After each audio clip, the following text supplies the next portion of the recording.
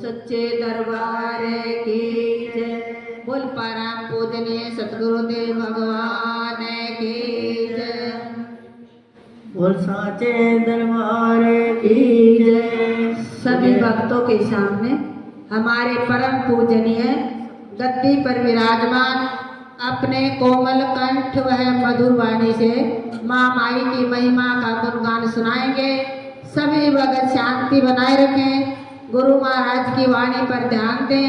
बोल सच्चे दरबार की जय।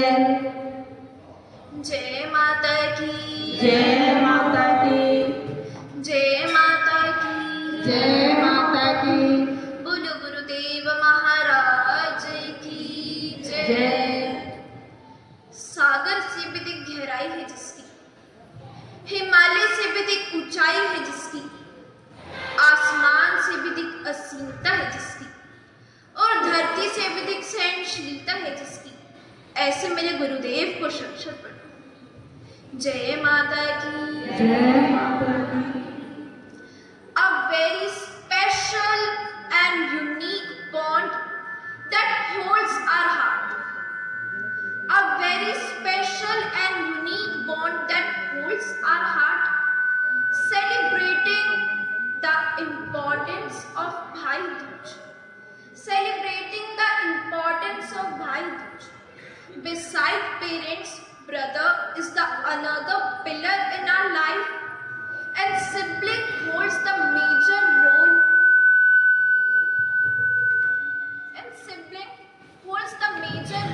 By balancing all the emotions.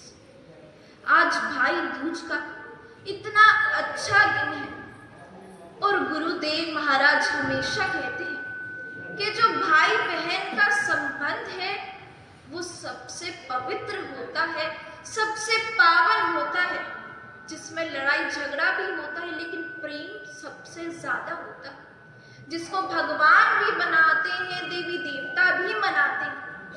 तो इसके मनाने का क्या महत्व है? भगवान सूर्य और संज्ञा देवी की दो संतान हैं, यम और यमुना। यम यानी यमराज और यमुना। तो यम जब बड़े हुए, यमराज बड़े हुए तो एक दूसरा लोक बना के, यमपुरी लोक बना के रहने लगे, दूसरे लोक में रहने लगे। तो यमुना ने सोचा कि मेरा भाई भी अब इतनी दूर चला गया, मैं क्या करूं? तो यमुना भी गोलोक में जाकर रहने भाइयों का इतना अटूट प्रेम था, इतना अटूट संबंध था। और यमुना भी बार बार अपने भाई को भोजन के लिए, मिलने के लिए बुलाती रहती, लेकिन यमराज अपने काम में व्यस्त रहते।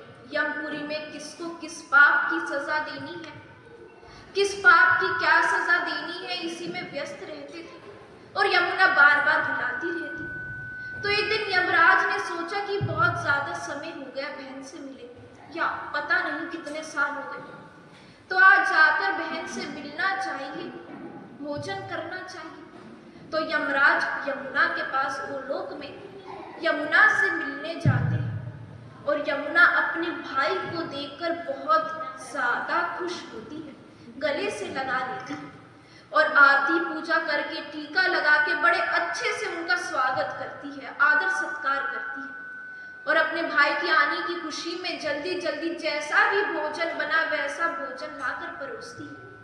ये देखकर यमराज भी बहुत खुश होते हैं कि इतने कम समय में मेरी बहन ने कितना अच्छा और कितना स्वादिष्ट खाना बनाया।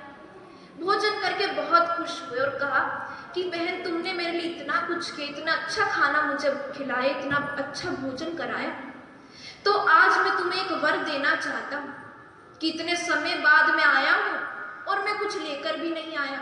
अब ये तो हमारी प्रथा है, कहीं भी जाते हैं, हम किसी के भी घर जाते हैं तो हम कुछ ना कुछ लेकर ही जाते हैं, खाली हाथ नहीं जाते।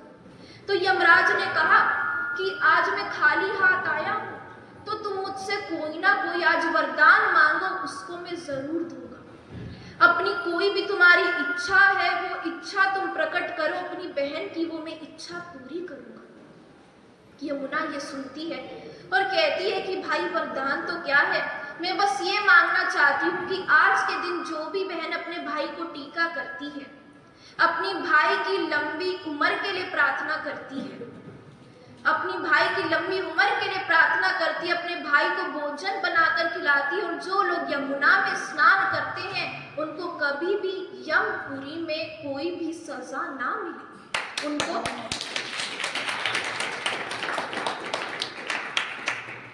वो लोग कभी भी नरक के भागीदार ना बने, उन लोगों को हमेशा स्वर्ग में स्थान मिले। ऐसा वरदान यमुना मैया यमराज से मांगती है। बोलो यमुना मैया की जय। ऐसा वरदान मांगती है, इसलिए आज के दिन पर बहनें अपने भाइयों को टीका लगाती है, उनकी लंबी उम्र के लिए प्रार्थना करती है। तो ये रिश्ता बड़ा ही अच्छा है, इसमें बहन भाई एक दूसरे को बहुत कुछ सिखाते हैं, एक दूसरे को पढ़ाते हैं, एक दूसरे के दोस्त बनकर बहुत कुछ शेयर करते हैं। इसलिए इस रिश्ते में कभी भी क्रोध को, कभी अहंकार को, घमंड को या लालच को, इन चीजों को कभी नहीं लाना चाहिए, क्योंकि जहाँ पे ये चीजें आ जाती हैं, जहाँ अहंकार आ जाता है, लालच आता है, वहां पर कोई भी रिश्ता नहीं टिकता। इसलिए इन चीजों से दूर रहना चाहिए और हर त्योहार को अपने गुरु महाराज के चरणों में, अपने गुरु की शरण में मनाना चाहिए, जिससे भगवान का तो कृपा मिलती ही मिलती है, साथ में गुरु के आशीर्वाद से हमारी सारी प्रार्थना भी पूरी हो जाती है और ये भाई बहन का संबंध हमेशा जन्मों जन्म तक अटूट रहता है। ऐसा ही आशीर्वाद गुरुदेव महाराज भी अपने भक्तों को देते हैं।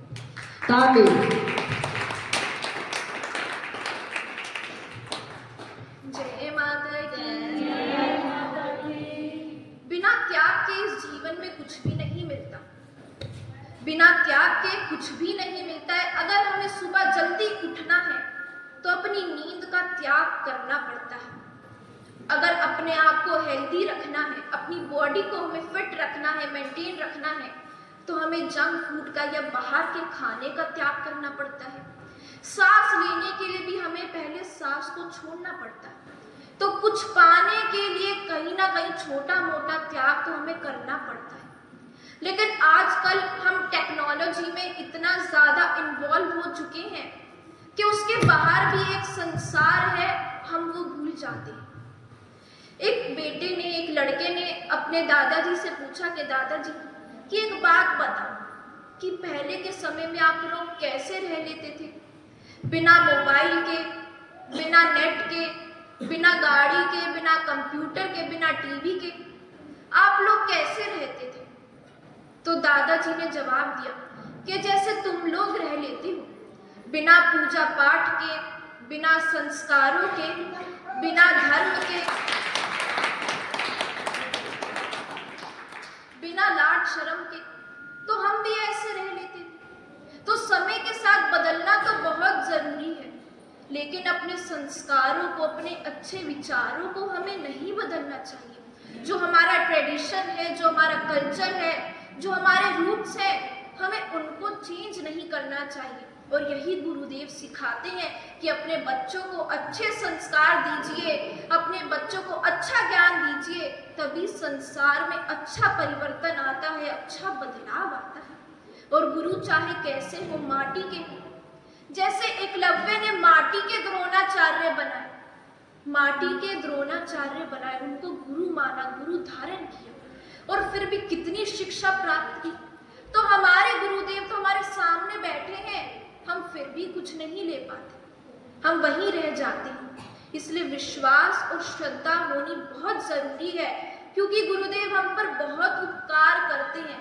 इतने कर्ज हैं हम पर गुरुदेव के कि वाणी शीतल चंद्रमा मुख मंडल सूर्य समान, वाणी शीतल चंद्रमा मुख मंडल सूर्य समान, गुरु चरण त्रिलोक है, गुरु अमृत की खान।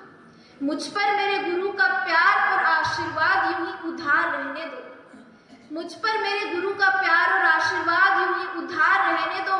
बड़ा हसीन है ये कर्ज, बड़ा हसीन है ये कर्ज, मुझे कर्जदार रहने दो।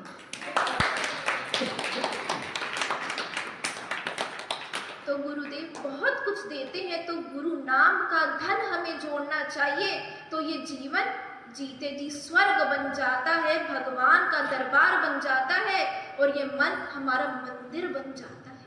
बोलो गुरुदेव महाराज।